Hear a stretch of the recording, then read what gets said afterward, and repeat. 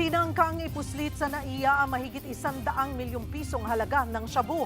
Ang mga illegal na droga isinilid sa mga kahon ng alak. Nasa frontline ng balitang yan, Simon Gualvez.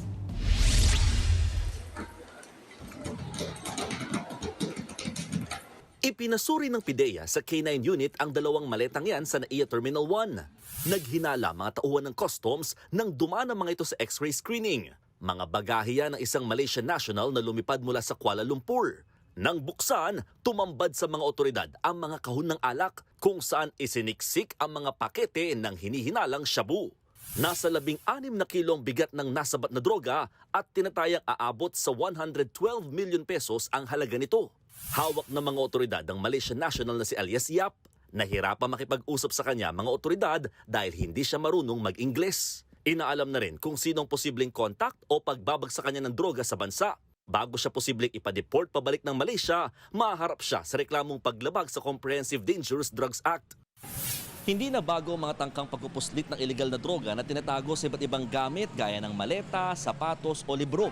Pero itong nilagay sa mga wine boxes ang may tuturing daw na pinakamarami at pinakamalaking naharang sa mga paliparan dito sa bansa ngayong taon. Paniniwala ng PIDEA, mga Pinoy talaga ang target ng ganito karaming illegal na droga. Yung iba, binabalot po nila ng carbon paper dahil akala po nila yung carbon would deflect yung x-ray. Naniniwala po kami na itong 16 kilos ho na balak ko niya ipuslit, ito po ay para sa merkado ho rito sa ating bansa. Sa record pa ng ahensya, mula lamang Enero ng kasalukuyang taon, aabot na sa 15 ang naaresto nilang foreign nationals na sumubok magpuslit ng illegal na droga sa Pilipinas. Halos doble ang itinasito kumpara sa parehong period nung nakaraang taon. 6 din sa mga nahuli ngayong taon ay mga drug mule o mga ginamit bilang courier.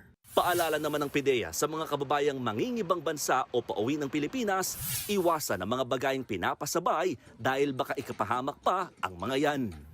Nagbabalita mula sa Frontline, Mon Gualvez, News 5. Mga kapatid, Cheryl Cosing po.